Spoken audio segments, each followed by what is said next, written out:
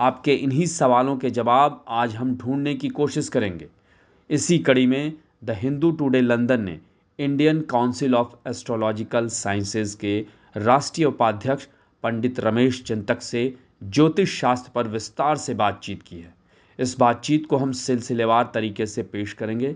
तो आइए पंडित रमेश चिंतक से ये जानते हैं। पहला सवाल ये है, क्या ज्योतिष और वास्तुशास्त्र आपको लगता है एक कंप्लीट विज्ञान है?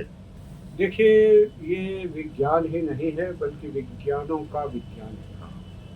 विज्ञान जिसे हम कहते हैं, हम प्रयोगशाला में जिसे सिद्ध कर सकते हैं। और विज्ञान की जो मूल प्रवृत्ति है, अगर बहुत संक्षेप में कहें तो वो एनालिटिकल होता है। वो विश्लेषण करता है, चीज़ों को टुकड़े टुकड़े में देखता है। लेकिन जो ब्रह्म विद्या ज्योतिष है वो संश्लेषण करती है, वो सिंथेसिस करती है। वो पूरे ब्रह्मांड को एक ही चैतन्य शरीर मानती है जिसका हर घटक एक दूसरे को प्रभावित करता है। अगर सूर्य में आणविक विस्फोट हो रहे हैं तो निश्चित रूप से पृथ्वी पर उसका असर होता है। अब तो ये विज्ञान ने ही साबित किया है। जापान में इस पर रिसर्च हुई और ये पाया गया, जब सूर्य में हर 11 वर्ष में आणविक विस्फोट होते हैं तो पृथ्वी पे मृत्यु दर बढ़ जाती है। अच्छा। तो ये सारी बातें जो अब पुरातन शास्त्र को विज्ञान सिद्ध करने लगा है, इसलिए अब इसमें संदेह नहीं बचा कि ज्योतिष विज्ञान ही नहीं है, विज्ञानों का विज्ञान है। आपने वास्तु की बात करी तो वास्तु भी पूरी तरह विज्ञान है और वास्तु भी वेद का अंग है।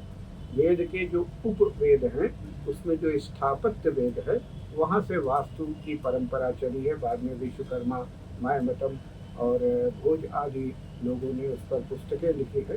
ये बहुत वास्तुशिल्प बहुत पुराना विज्ञान है और बड़ा स्थापित विज्ञान है। दुर्भाग्य ये रहा इस देश का कि पिछले 1500 या 2000 वर्षों से इन जो हमारी जो भारत की जो मूल चिंतन धारा थी, जो हमारी सनातन संस्कृति और जो परंपरा थी, उसमें बहुत विक्षोभ और विक्षेप आया है।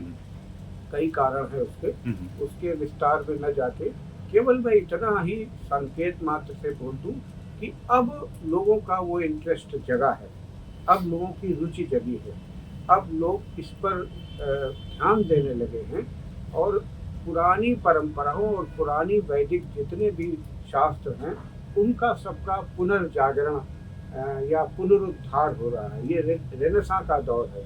फिर अब ये, हालांकि ये संक्रमण काल है, इस संक्रमण काल से निकलकर जो निष्पत्ति आएगी वो निश्चित रूप से बहुत अच्छी होगी और वैदिक वांग्मय जो अभी तक तिरस्कृत था उसको लोग एक्सेप्ट करने लगे हैं। क्योंकि वैदिक वांग्मय दुनिया का सबसे पुराना वांग्मय है, सबसे पुरानी विद्या है और सबसे महत्वपूर्ण और सबसे कीमती विद्या है। अब उसकी कीमत लोगों की निगाहों में आई है। अगर हम इन दोनों शास्त्रों में को देखें तो आप ऐसे कह सकते हैं कि ज्योतिष जो है वो आपकी हेरिडिटी है। हेरिडिटी माने वंशानुक्रम, और वास्तु जो है वो एनवायरनमेंट है।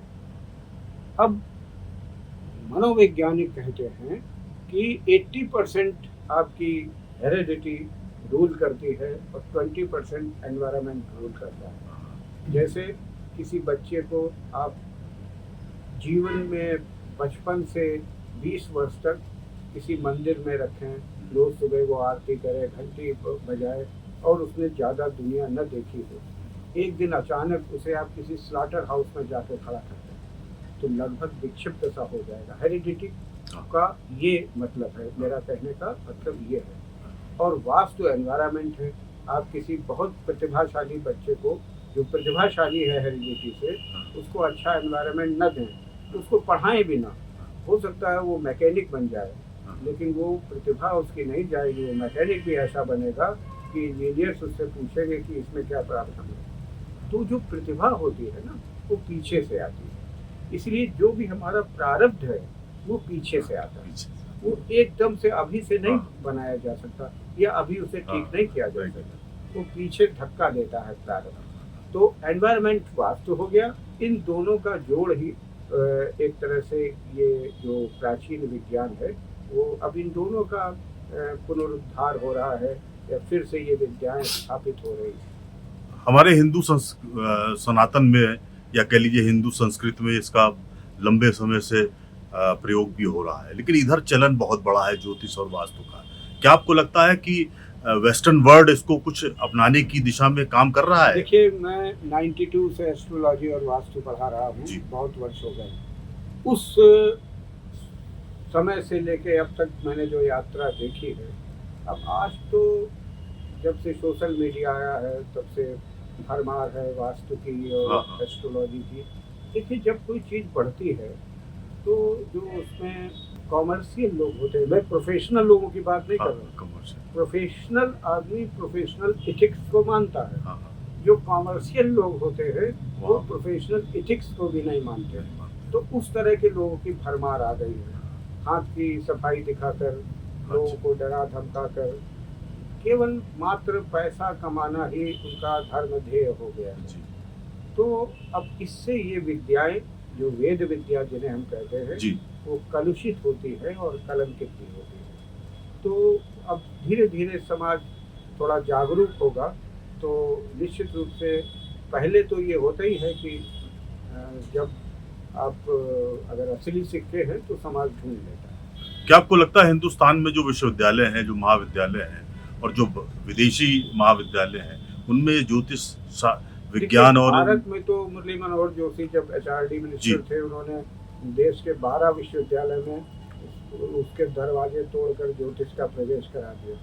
दुर्भाग्य ये है कि पढ़ाने वाले अब धीरे धीरे यूनिवर्सिटीज में, अभी मैं उद्घाटन में कानपुर यूनिवर्सिटी में ही गया था, वो मुझे बुलाया था वाइस चांसलर, तो मैंने देखा, लेकिन अभी पढ़ाने वाले उतने कुशल नहीं है, क्योंकि ये और सब्जेक्ट्स की तरह तो थी नहीं। तो अब धीरे धीरे ये डेवलप होगा और मुझे लगता है कि अब समाज की बड़ी रुचि है इस क्षेत्र में। और समाज के जो सच बात यह है कि ज्योतिष में समाज का जो सर्वश्रेष्ठ बुद्धिजीवी वर्ग है उसको आना चाहिए। दुर्भाग्य ये है कि जो सब जगह असफल हुआ है वो ज्योतिष में आ रहा है। सच बात यह है कि IITian टाइप के लोग वो जब इस क्षेत्र में आएंगे, बहुत से विद्यार्थी हमारे IAS भी हैं, IIT भी उन्होंने किया है, बहुत से IITian भी हैं, जो मैं देखता हूँ कि उनका जो उनकी जो समझ है वो इस विद्या का कुछ कल्याण कर पाएंगे, क्योंकि वो एक वैज्ञानिक आधार लेकर जब चीज़ों को समझाते हैं और तो वो प्रामाणिक माना जाता है। तो ज्योतिष में आज आवश्यकता है कि जो समाज का सर्वश्रेष्ठ बुद्धिजीवी वर्ग है वो इसमें आवे। हालांकि अब धीरे धीरे लोग इसकी तरफ रुचि कर रहे हैं और इसकी तरफ आने का प्रयास कर रहे हैं, समझने का प्रयास कर रहे हैं। मैं विदेशों में भी देखता हूँ आजकल इंडियन एस्ट्रोलॉजी के लिए, एक तो वेस्टर्न एस्ट्रोलॉजी तो है ही, उसका एग्जिस्टेंस पहले से है, लेकिन इंडियन एस्ट्रोलॉजी के प्रति बहुत लोगों की रुचि है। मेरे पास बहुत फ़ोन आते हैं, तो वो सब सीखना चाहते हैं, जानना चाहते हैं।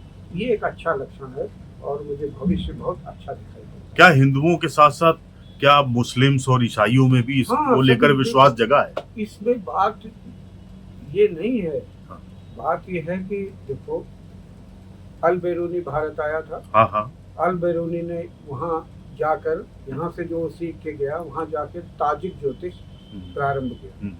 तो वहाँ भी नजूमी होते हैं, मुस्लिम वर्ल्ड में भी नजूमी शुरू से होते रहे, तो वो भी ज्योतिष करते थे। अब अब्दुल रहीम खान खाना अकबर के दरबार में थे, उन्होंने वो संस्कृत भी जानते थे, फारसी भी जानते थे।